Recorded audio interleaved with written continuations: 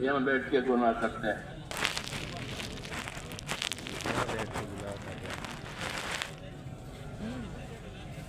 ہماری شریعت میں اس کو حرام کیا. حرام ہے یہ، حرام ہے اوپر. کہاں حرام کہاں تبلیغ. فوٹو بیان ریکارڈ کرنا نہیں، فوٹو بنانا. یہ تو بڑا فتویٰ لگ گیا، تصویروں پہ ناراض ہو رہے ہیں. بڑا فتویٰ لگ گیا. الحمد لله نحمده ونستعينه ونستغفره ونؤمن به ونتوكل عليه ونعوذ بالله من شرور أنفسنا ومن سيئات أعمالنا من يهده الله فلا مضل له ومن يضلله فلا هادي له ونشهد أن لا إله إلا الله وحده لا شريك له ونشهد أن سيدنا ومولانا محمدا عبده ورسوله صلى الله تعالى عليه وعلى آله وصحبه وبارك وسلم تسليما كثيرا. أما بعد فأعوذ بالله من الشيطان الرجيم. بسم الله الرحمن الرحيم. وقال ربكم ادعوني أستجب لكم إن الذين يستكبرون عن عبادتي سيدخلون جهنم داخرين. صدق الله العظيم.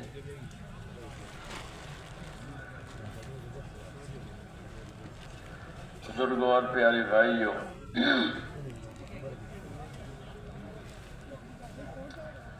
اللہ کے کرم اور اس کے فضل کہ ہم کو اس نے اس نعمت سے سرفراز فرمایا کہ ہم کو دین عطا فرمایا.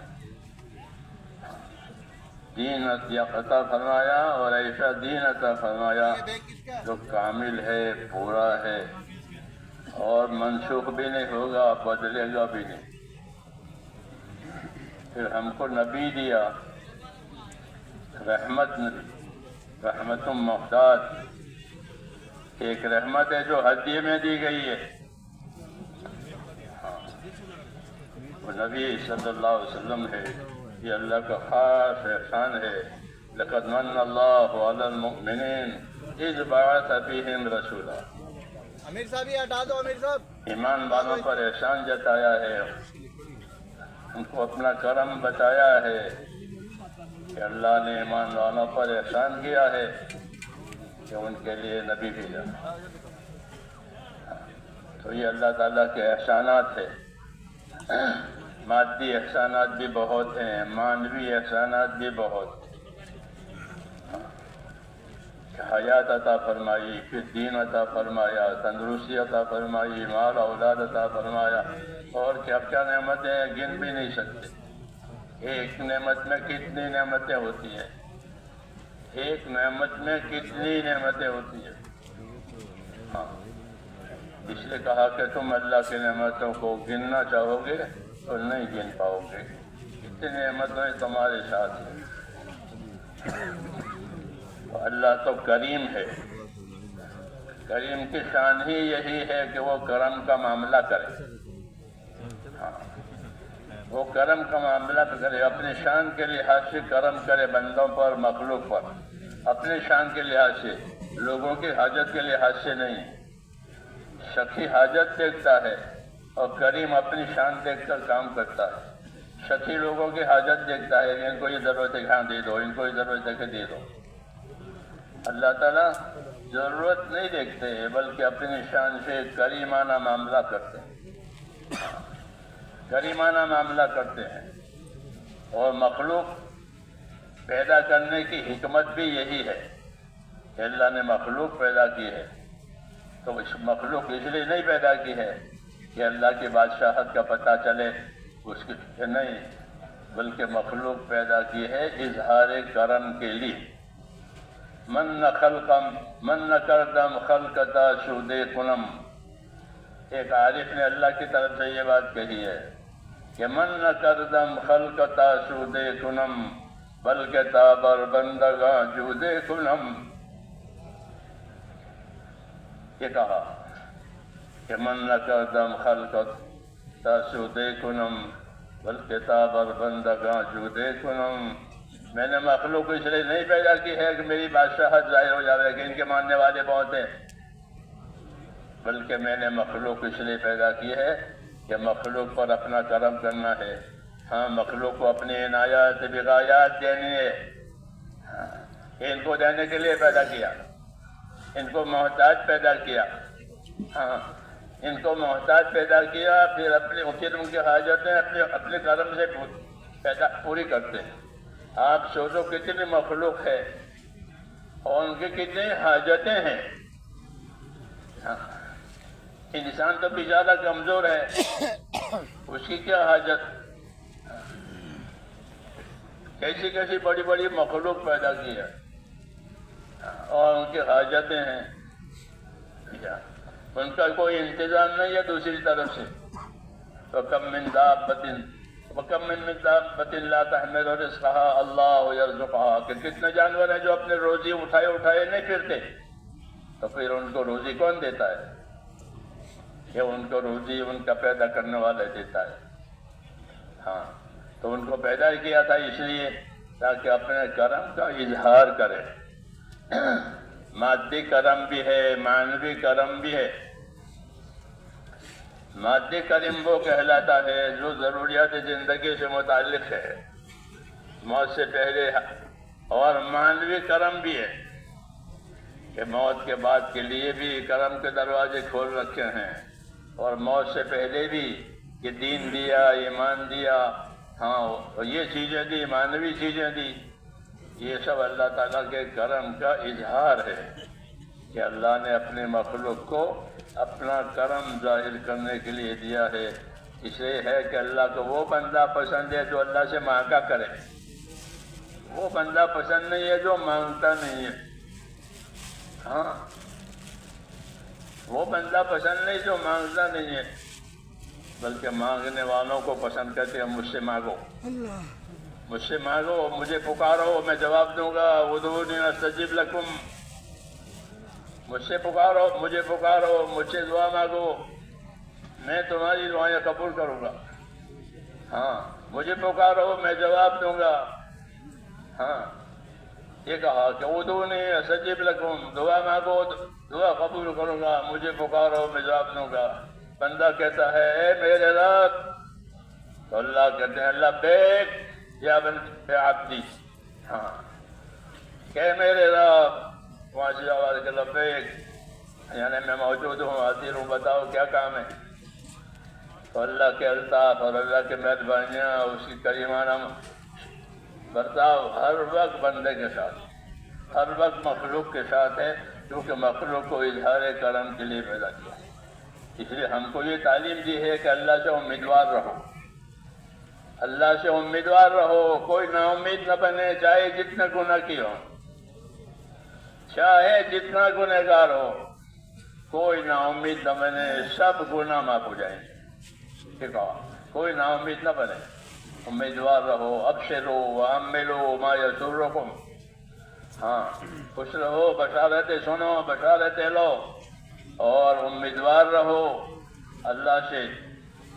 ایسے حالات لاوے گا اللہ تمہارے واسطے جو تمہیں خوش کر دیں گے. یہ کہا, اس نے کہا اللہ سے امیدوار رہیں.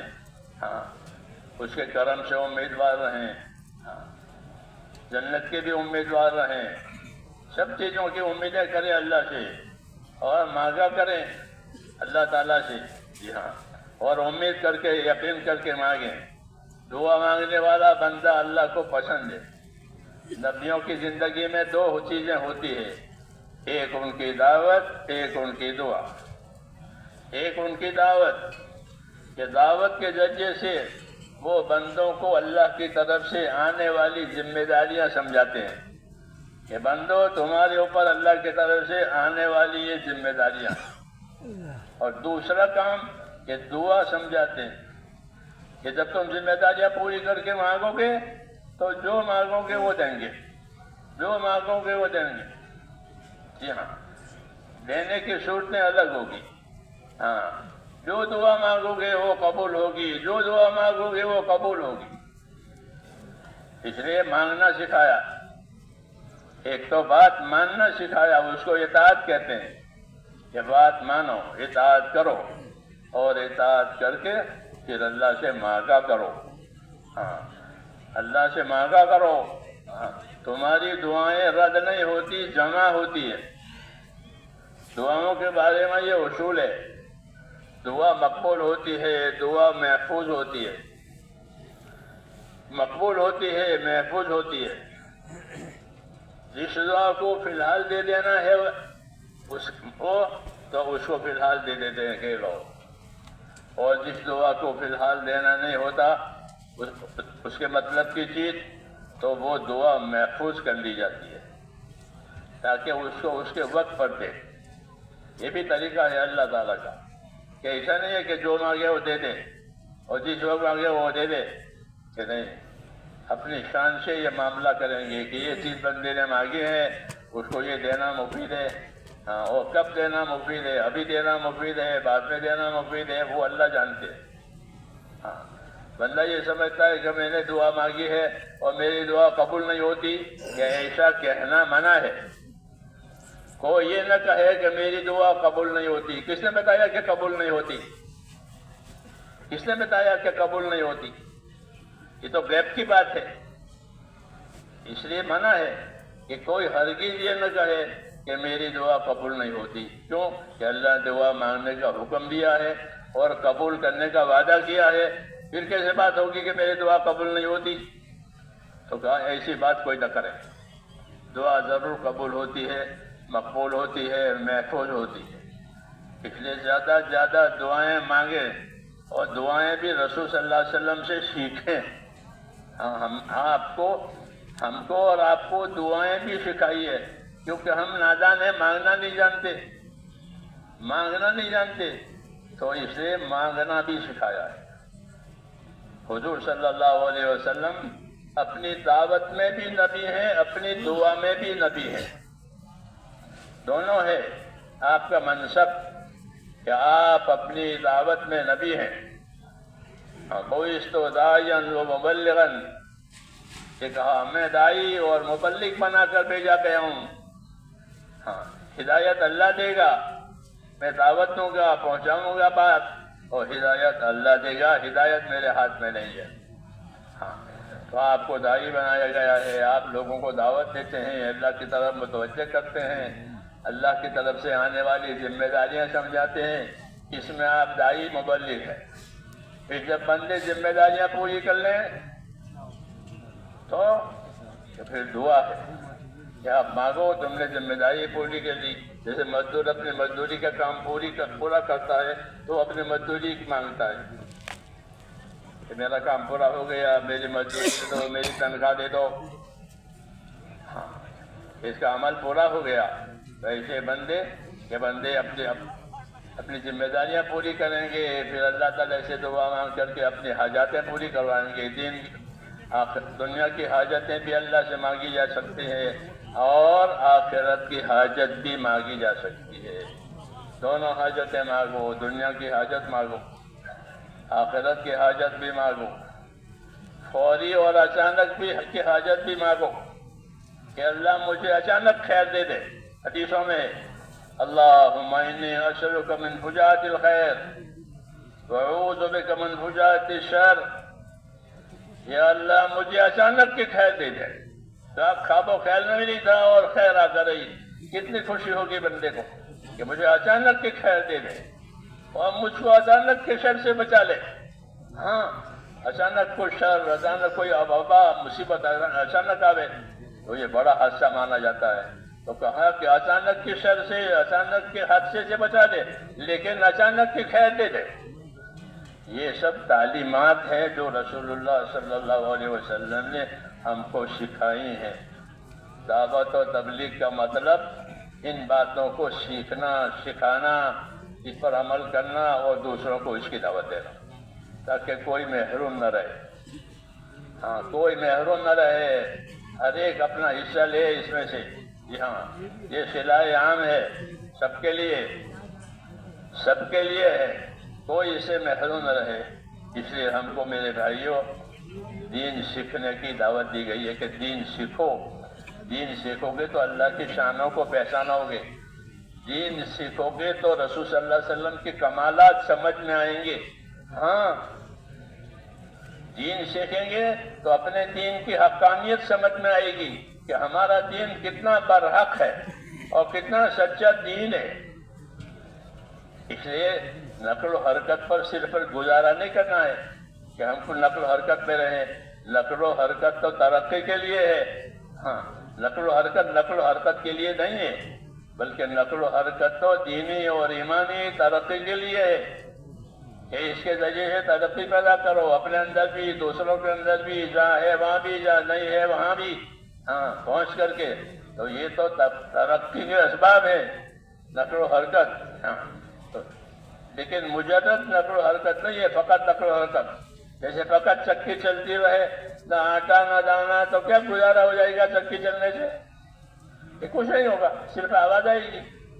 تو ایسے خالی نقل و حرکت نہیں ہے، بلکہ ہماری نقل و حرکت ایمان کے ساتھ ہے، ایمان کے ساتھ۔ اس کو ایمان کی تحریک کہا گیا ہے کہ مسلمانوں کی زندگیوں میں ایمان حرکت میں آوے۔ جیسے خون حرکت میں آوے تو یہ تندرستی ہے، اور خون کہیں جم گیا تو زندگی خطرے میں پڑ جاتی ہے۔ کہ حرکت میں آوے خیر، ہاں، امت کو حضور صلی اللہ علیہ وسلم نے حرکت دی ہے، اس چیز کے ساتھ کہ خیر کے ساتھ، کہ خیر کماؤ، خیر سیکھو، پھر خیر پھیلانے کے لیے حرکت کرو، اور جو جانی مالی طاقت دی ہے وہ اس حرکت میں لگاؤ۔ یہ دعوت دی ہے کہ جو جانی طاقتیں ملی ہیں، وہ جو مالی طاقتیں ملی ہیں، وہ کہ ان تمام صلاحیتوں کو اپنے دین پر لگاؤ۔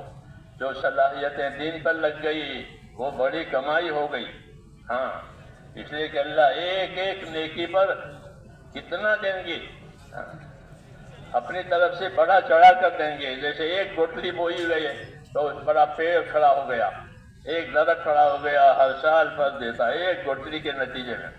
تو کہ وَإِن تَكُ حَسَنَةً يُضَاعِفْهَا وَيُؤْتِ مِن لَّدُنْهُ أَجْرًا عَظِيمًا۔ ایک نیکی بھی ہوگی تو اس کو بڑا چڑھا کر دیں گے۔ جیسے ایک گٹھلی ہوتی ہے تو اس کو بڑا چڑھا کر ایک پورا درخت بنا دیا، اور وہ ہر سال پھل دیتا ہے۔ پیڑ لگانے والا مر جاتا ہے اور وہ اپنے اس کے پھل بعد والوں کے لیے چالو رہتے ہیں۔ تو وَإِن تَكُ حَسَنَةً يُضَاعِفْهَا وَيُؤْتِ مِن لَّدُنْهُ أَجْرًا عَظِيمًا، کہ ایک نیکی بھی ہوگی تو اللہ اس کو بڑھا دے گا، اور بڑا اجر بنا کر، بڑا بدلہ بنا کر اس کے صلے میں اس کو دیں گے۔ یہ کیوں؟ کہ اللہ کے کریمانہ شان ہے۔ کریموں کا یہی سیوا ہوتا ہے یہاں، تو وہاں کوئی نا امید نہیں ہوتا، وہاں مشکلات کا حل کرنا آسان ہے کریموں کے آگے، ہاں، کہ کریموں کے آگے کوئی مشکل لے جائے گا، کوئی حاجت لے جائے تو کریم اس کو پوری کر دے گا، وہ مشکل دور کر دے گا۔ مثل مشہور ہے، پر کریمہ کا رہا دشوار میں۔ یہ کریموں کے آگے کام کرنا بنانا مشکل نہیں ہے، کریم کام لوگوں کے بنا دیتے ہیں۔ تو اللہ سے بڑھ کر کوئی کریم نہیں ہے، اللہ سے بڑھ کر کوئی رحیم نہیں ہے۔ ہاں، اللہ اپنی صفتوں میں، ان کی صفتیں لامحدود ہیں، ہاں، ہر صفت لامحدود، جی ہاں، اور بندوں کی حاجتیں تو محدود ہے، تھوڑی ہیں، ہاں، اس لیے اللہ تعالیٰ اپنی کریمانہ شان کے ساتھ معاملہ کرتے ہیں۔ ہاں، سب سے زیادہ کرم جس کا اظہار ہوتا ہے وہ دین کے ذریعے سے ہوتا ہے، کہ دین دے کر بڑا کرم کیا ہے، دین دے کر بڑا احسان کیا ہے، کہ دنیا کی خیر بھی کما لو دین کے ذریعے سے، اور آخرت کی اور ہمیشہ کی خیر بھی کما لو۔ جی ہاں، کہ دین وہ نعمت ہے کہ جس کے ذریعے سے دنیا کی خیر بھی کما سکتے ہو، آخرت کی خیر بھی کما سکتے ہو، ہاں۔ اور اللہ تعالیٰ کو دین سے زیادہ کوئی چیز پسند نہیں ہے۔ اللہ نے ہم کو پسند کر کے دین دیا ہے، وَرَضِيتُ لَكُمُ الْإِسْلَامَ دِينًا، کہ میں نے تم کو پسند کر کے یہ دین دیا ہے۔ سوچو اللہ کی پسندگی کا معیار، کہ کسی چیز کو اللہ پسند کر کے دے۔ جیسے کوئی دوست کہے کہ میں یہ چیز آپ کے لیے پسند کر کے لایا ہوں، ہاں، محبت اور تعلق کی بات، تو اللہ کہتے ہیں میں نے تمہارے لیے اس دین کو پسند کیا۔ تو اللہ کی پسندگی کا کیا ٹھکانا ہے؟ تو ہمارے لیے دین کو اللہ نے پسند کیا ہے، وَرَضِيتُ لَكُمُ الْإِسْلَامَ دِينًا۔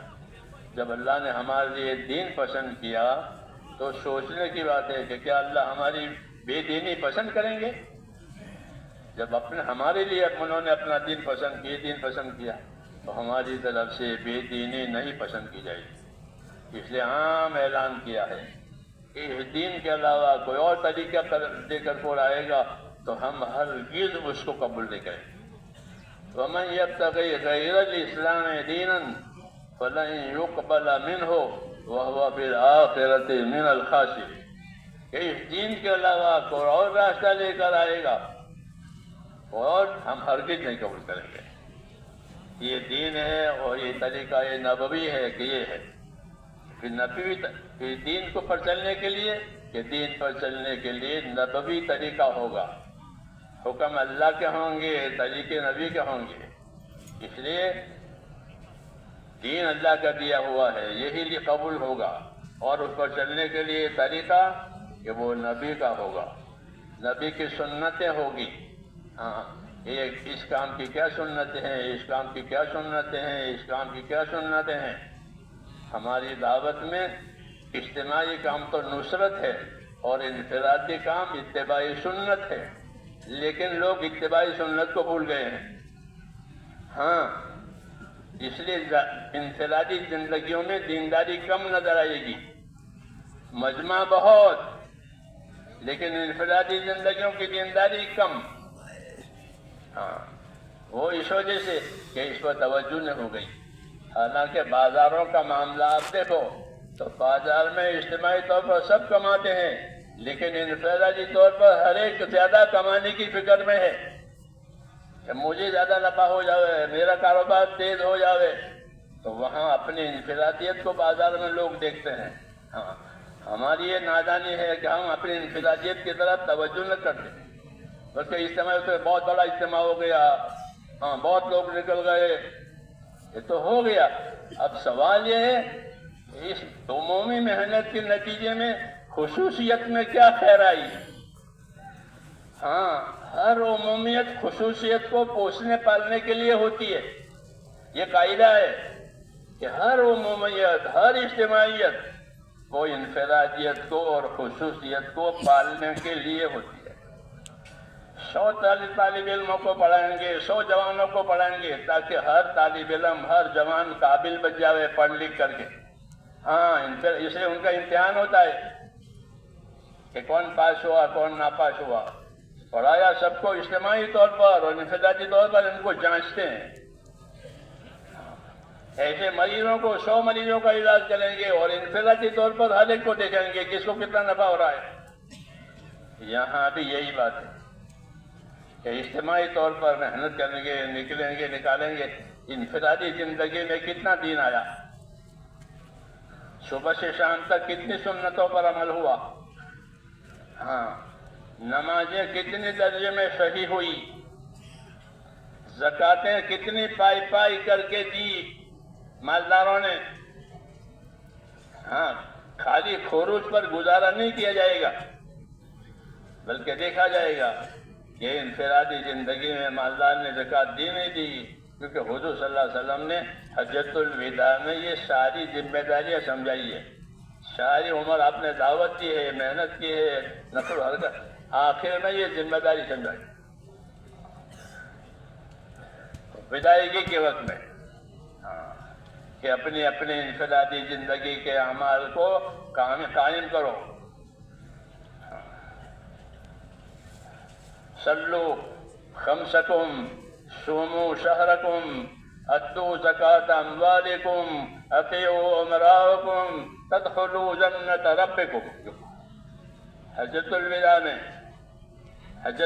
میں کہا کہ صلو خمسکم، اپنی 5 نمازوں کی پابندی کرنا، اپنے روزوں کی ادائیگی کرنا، اپنے مال کی زکات دینا، اپنے ذمہ داروں کی بات مان کر کے چلنا، یہ تو اپنے پروردگار کی جنت میں داخل ہو جاؤ گے۔ تو یہ انفرادی توجہات ہے، یہ انفرادی توجہات ہے، ورنہ 23 سال میں ساری باتیں پہنچ گئی ہیں۔ اب آخری خطبہ تھا، وہ آپ کا آخری مجمع تھا، پھر مجمع سے آپ رخصت ہو رہے ہیں تو یہ باتیں کہی ہے۔ تو میرے بھائیوں، اصل یہی ہے کہ اجتماعیت ہماری وہ ہماری انفرادیت کو پوشے، ہماری انفرادیت کو صحیح کرے، ہاں کہ ہماری انفرادی زندگی جو ہے وہ حکم والی سنتوں والی یہ بن جائے، یہ دیکھا جائے گا، یہی اس کام کا اصل فائدہ ہے یہاں، ورنہ تو حج میں سب حاجی ہوتے ہیں، نماز میں سب نمازی ہوتے ہیں، ہاں لیکن کس کا کیسا حج ہے، کس کی کیسی نماز ہے، یہ دیکھی جائے گی۔ اس لیے اس محنت کے ساتھ ساتھ اپنے انفرادی زندگی کو شریعت کے مطابق، حکم کے مطابق، سنت کے مطابق بنانا ضروری ہے، ہاں اس لیے ہمارے ہاں علم و ذکر کا نمبر رکھا گیا ہے کہ دین سیکھو، دین پوچھو، دین یاد کرو، ہاں دین سیکھو، دین پوچھو، دین یاد کرو، کہ اللہ کے راستے میں نکل کر یہ سیکھ کر آئے، یہ یاد کر کے آئے، ہاں پہلے یاد نہیں تھا، پہلے معلوم نہیں تھا، اب سیکھا اللہ کے راستے میں، یہ چلتا پھرتا مدرسہ ہے، یہ چلتا پھرتا مدرسہ ہے، نقل و حرکت کے ساتھ دین جاری پانی کے ساتھ طرح سے، یہ پانی کو جاری بھی کر دیا تاکہ ہر کوئی فائدہ اٹھاوے، تو کام کو چلتا پھرتا، دین کی محنت کو چلتا پھرتا کیا تاکہ ہر چلنے والا چل سکے، ہر نکلنے والا نکل سکے۔ جی ہاں، پرائیویٹ بسوں کی طرح سے نہیں ہے کہ پرائیویٹ بسوں میں وہی بیٹھیں گے جو پرائیویٹ بسوں والے ہیں، کہ نہیں عام ہے، ہاں نقل و حرکت، حضور صلی اللہ علیہ وسلم نے امت کو نقل و حرکت دی ہے چکی کی طرح سے، چکی حرکت کرتی ہے تو چاروں طرف آٹا گرتا ہے، ایسے آپ کی نقل و حرکت جو سکھائی ہے کہ چاروں طرف دینداری آئے گی، ہر طبقے میں دینداری آئے گی، کیونکہ ہر طبقہ اس میں بلایا جائے گا دعوت کے ذریعے سے اور چلایا جائے گا سیکھنے سکھانے کے لیے تاکہ زندگی علم و ذکر والی بنے، تو پھر ہر طبقے میں دین آئے گا، اپنے طبقے کی دینداری کا شعور آئے گا کہ تجارت کا کیا دین ہے، زمینداری کا کیا دین ہے، مزدوری کا کیا دین ہے، عہدیداری کا کیا دین ہے، یہ شعور پیدا ہوئے گا، ہاں اسی اور فضائل سے چلایا ہے، اس کام کو فضائل سے چلایا ہے، جی ہاں اور یہی صحیح طریقہ ہے، مسائل کے حل کرنے کا صحیح طریقہ فضائل ہے، حضور صلی اللہ علیہ وسلم لوگوں کو فضائل بتاتے تھے، مسائل حل ہو جاتے تھے، جی ہاں کوئی مسئلہ کھڑا ہوا تو اس کو فضیلت بتائی، دیکھو اگر تم یہ کر لو گے تو اللہ تمہیں یہ دے گا، اس کے لیے تیار ہو تو وہ تیار ہو جاتا تھا۔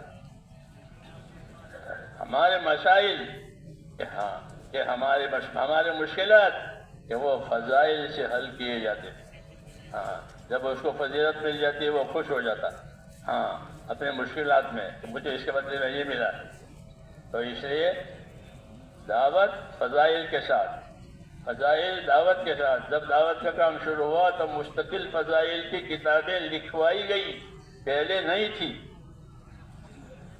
دعوت کا کام شروع ہوا فضائل لکھوائے، جی ہاں 47 کے زمانے میں فضائل سرکار لکھی گئی ہے، شعبان اور شوال میں دیکھنا تاریخ اندر، وہ پہلے جزاء الاعمال تھی، حضرت تھانوی رحمۃ اللہ علیہ وہ پڑھی جاتی تھی، اس کی زبان تھوڑی سی دقیق ہے، تو پھر یہ فضائل کے رسائل نماز کے فضائل، زکوٰۃ کے وغیرہ وغیرہ، ارکان اسلام کے فضائل، قرآن کریم کے فضائل، آسان زبان میں یہ قرآن حدیث کے فضائل کے ذریعے سے فضائل کہ فضائل کی وجہ سے لوگوں میں ترغیب ہوتی ہے، رغبت پیدا ہوتی ہے ثواب کمانے کی، اور خوف پیدا ہوتا ہے عذاب کا، یہ فضائل سے حاصل ہوتا ہے، اس لیے یہ کام اس طریقے سے چلا گیا، اور یہ اصل ہے، ہاں اپنے اندر بنیاد پیدا کرنے کے لیے، اس لیے اس کا اہتمام ہو جائے کہ فضائل پر ہماری نظر ہو، فضائل پر ہماری نظر ہو، فضائل پر نظر کر کے اپنے آپ کو اس کا پابند کریں کہ اس عمل کی یہ فضیلت ہے، اس عمل کی یہ فضیلت ہے، اور دعوت بھی فضائل سے دیں، کسی کو دعوت دیں تو فضائل سے دیں، عمل کریں تو فضائل کے یقین کے ساتھ عمل کریں، ہاں کہ فضائل یہ بنیادی علم ہے فضائل کا کہ اس سے اندر رغبت پیدا ہوتی ہے، یقین بھی پیدا ہوتا ہے باتوں کا، جی ہاں خوف بھی پیدا ہوتا ہے وعیدوں کا، یہ بنیادی علم ہے، یہ مقدم ہے، جی ہاں اس لیے یہ طریقہ کار اختیار کیا گیا ہے، اس پر عمل کرنا ہے اور عمل کر کے اللہ تعالیٰ سے دعا مانگنی ہے. دعا بھی اللہ کا انعام ہے. دعا اللہ کا انعام ہے. اور جب دعائیں اوپر جاتی ہے تو دعاؤں کا اکرام ہوتا ہے کہ کوئی چیز اللہ کے دربار میں دعاؤں سے بڑھ کر قابل اکرام نہیں ہے. کوئی چیز اللہ کے دربار میں دعاؤں سے زیادہ قابل اکرام نہیں ہے کہ بندوں کی عرضیاں آئی ہے, بندوں کی درخواستیں آئی ہے اپنے پروردگار کے سامنے. ہاں تو اللہ تعالیٰ ان کی درخواستوں سے ان کی عرضیوں سے دعاؤں سے خوش ہوتے, مانگنے والوں سے خوش, نہ مانگنے والوں سے ناراض. اس لیے حکم ہے کہ مانگا کرو اللہ سے, تمہاری دعائیں جمع ہوگی, محفوظ ہوگی, مقبول ہوگی. ہاں اس لیے دعا بھی خوب مانگنی ہے, کیونکہ ہمارے دل صحیح نہیں رہے اس لیے دعا میں جی نہیں لگتا. دل بگڑ گئے ہیں, جیسے میدا بگڑ جاتا ہے تو کھانا پینا اچھا نہیں لگتا کیونکہ میدا خراب ہو گیا. تو میدے کی خرابی کی وجہ سے منہ کا ذائقہ بھی خراب ہو جاتا ہے اور کھانا بھی اچھا نہیں لگتا. ایسے دلوں کی خرابی کی وجہ سے اب دعا میں جی نہیں لگتا, عبادت میں جی نہیں لگتا, ذکر میں جی نہیں لگتا. جی ہاں کہ دل مریض ہو گیا ہے, دل بیمار ہو گیا ہے. ہاں اس کا علاج بھی یہی ہے, علم و ذکر دیا ہے ہم کو, علم و ذکر دیا ہے کہ اللہ کا ذکر کرو, اللہ کو یاد کرو, کہ اللہ کے ذکر کی وجہ سے اندر صفائی ہوتی ہے, دلوں میں صفائی ہوتی ہے اور قبر میں راحت ہوتی ہے اللہ کے ذکر سے. حدیثوں میں ہے ہاں کہ قبر میں اللہ کے عذاب سے بچانے کے لیے ذکر سے زیادہ کوئی مؤثر نہیں ہے. جی ہاں وغیرہ وغیرہ فضائل ہیں. علم و ذکر ہمارے کام کی جان ہے. علم و ذکر یہ کام کی جان ہے. ہاں یہ پٹڑی ہے, ریل کو چلنے کے لیے پٹڑی چاہیے, نہیں تو وہ ڈھیر ہو جائے گی. تبلیغ کو چلنے کے لیے علم و ذکر چاہیے ورنہ وہ بھی ڈھیر ہو جائے گی. سب ڈھیر ہو گئی ہے. ہاں ڈھیر ہو گئی. مولانا الیاس صاحب فرماتے تھے کہ اگر ہمارا یہ کام صحیح طریقوں سے چلا جیسا کہ اس کا حق ہے تو 700 سال پہلے لوگوں کی زندگی میں جو ایمانی زندگی تھی وہ آئی. 700 سال پہلے کا اسلام آئے گا. ہاں بڑی بڑی امیدیں دلاتے تھے, بڑی بڑی امید دلانے والی باتیں کرتے تھے. ان کے ارشادات ملفوظات پڑھنے چاہیے. ہاں وہ بڑوں کے نقوش ہیں ان کے ارشادات. ہاں وہ ان کے نقوش کے قائم مقام ہوتے ہیں, ان کو پڑھنے چاہیے تو بصیرت بڑھ جائے گی. ہاں بصیرت بڑھ جائے گی, یقین کی کیفیت بھی بڑھ جائے گی ان باتوں کو پڑھنے کی وجہ سے. ہاں اس لیے کتابیں بھی پڑھنا ہے اور عمل بھی کرنا ہے. نبی آتا ہے تو عمل بھی لاتا ہے, کتاب بھی لاتا ہے. تبلیغ کی کتابیں بھی ہیں, تبلیغ کا عمل بھی ہے. اس لیے ان دونوں کا جوڑ ہے, اس لیے ان کو پڑھیں. ہاں نہیں تو ویسے چلنا ڈولنا رہ جائے گا. ہاں خالی ڈول کنویں میں ڈالا پھر نکالا پھر تو کچھ بھی پانی نہیں آیا, ایسا نہیں ہے. بلکہ ڈول بھرا ہوا آئے گا. جی ہاں کیونکہ ڈول صحیح ہے. اس لیے اس کام کو صحیح نحو سے کرنے سے اس کے صحیح اس کی برکتیں اس کے نفع یہ آئیں گے اور حالات میں تبدیلی آئے گی. بڑی بات یہ ہے کہ جب دین آتا ہے تو حالات میں تبدیلی آتی ہے. دین کے علاوہ کوئی چیز حالات میں تبدیلی نہیں کرتی. مدینے میں بخار ہوتا تھا, ایک خاص مشہور تھا مدینے کا بخار, حمہ یثرب, یثرب کا بخار. یثرب مدینے کا پرانا نام ہے, پھر وہ منع کر دیا کوئی یثرب نہ کہے. تو مدینے کا بخار مشہور تھا, یہ اس کی آب و ہوا تھی. جب دین مدینے پہنچا حضور کی ہجرت کی وجہ سے, آپ نے ہجرت فرمائی, مسلمانوں نے ہجرت فرمائی, وہ دارالہجرت و سنت ہو گیا. مدینہ میں ہجرت سنت کا مقام, تو آب و ہوا بھی بدل گئی. ہاں آب و ہوا بھی بدل گئی, وہاں کی وبا بھی ختم ہو گئی. تو حالات کو تو دین ہی بدلتا ہے. کیونکہ حالات اللہ کی قدرت سے آتے ہیں، حالات اللہ کی قدرت سے بگڑتے ہیں۔ جب بے دینی آتی ہے تو حالات سے اللہ سزا دیتے ہیں کہ ان کے حالات بگاڑ دو، یہ ادنا سزا ہے۔ دوزخ کی سزا تو اعلیٰ سزا ہے، وَلَنُذِيقَنَّهُم مِّنَ الْعَذَابِ الْأَدْنَىٰ دُونَ الْعَذَابِ الْأَكْبَرِ لَعَلَّهُمْ يَرْجِعُونَ، کہ ان کو اعلیٰ سزا سے پہلے ادنا سزا دیں گے تاکہ یہ واپس آوے اللہ کی طرف۔ تو ادنا سزا لوٹانے کے لیے دیتے ہیں، وہ حالات کی سزا ہوتی ہے کہ حالات بگاڑ دیے، ہاں منصوبے پورے نہیں ہو رہے ہیں، حالات بگڑ گئے، کیا علاج ہے کہ رجوع کرو اللہ کی طرف تاکہ حالات اللہ صحیح کرے۔ حالات تو اللہ نے اپنے قبضے میں رکھے ہیں، اسباب بندوں کو دیے ہیں، اسباب بندوں کو دیے ہیں، حالات اپنے ہاتھ میں رکھے ہیں۔ تو ہم ہر حال میں اللہ کے محتاج ہیں، ہمارے پاس اسباب ہو یا نہ ہو۔ قاعدہ ہے کہ اسباب آپ کے پاس ہیں، بندوں کے پاس دوا ہے، بندوں کے پاس مال ہے، یہ اسباب ہے، لیکن مال سے حال بنے گا، دوا سے حال بنے گا، ہتھیار سے حال بنے گا، یہ تو اللہ جانتے، یہ تو اللہ جانتے کہ ان سے حالات بننے کے لیے بنے، اللہ چاہیں گے تو بنے گے، نہیں بنے کہ اسباب کے ہوتے ہوئے بھی ہم اللہ کی مدد کے اور تائید کے محتاج ہیں۔ اسباب خالی برتن کی طرح سے ہوتے ہیں، جو چیز اللہ اسباب میں ڈالے گا وہ نکلے گی۔ ہاں مطلب کی چیز اللہ نے ڈالی تو ہم کو مطلب کی چیز مل جائے گی، اللہ نے نہیں ڈالی تو مطلب کی چیز نہیں ملے، اسباب ایسے رہ جائیں گے۔ ہاں اس لیے اللہ تعالیٰ کو راضی کرنا ضروری ہے تاکہ حالات بدل جائیں، حالات بدل جائیں۔ حالات کو بدلنے والا صرف اللہ ہے، اور اس کو سمجھانے کے لیے کہا کہ رات چھوٹی ہو گئی، دن بڑا ہو گیا، دن چھوٹا ہو گیا، رات بڑی ہو گئی۔ یہ حالات پر سمجھایا ہے کہ تمہارے حالات میں تنگی آئے گی کہ اللہ کی قدرت سے، تمہارے حالات میں فراخی آئے گی کہ اللہ کی قدرت سے۔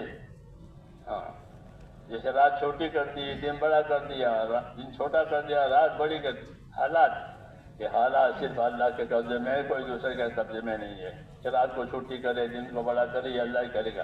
ایسے حالات کو تنگ کرنا، حالات کو کھولنا، یہ صرف اللہ عز و جل کے ہاتھ میں ہے۔ اس لیے ہر وقت ہم کو اللہ کی مدد کی ضرورت ہے، اور یہ بڑی ضرورت ہے کہ اللہ ہم سے راضی ہو جائے۔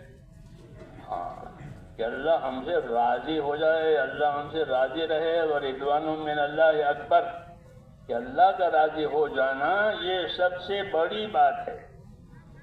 اللہ راضی ہو گئے کہ سارے حالات ٹھیک ہو گئے، ہر حال میں کامیابی دیں گے، غریب بنا کر بھی کامیاب دیں گے، مالدار بنا کر بھی راضی ہے۔ راضی ہونے کی صورت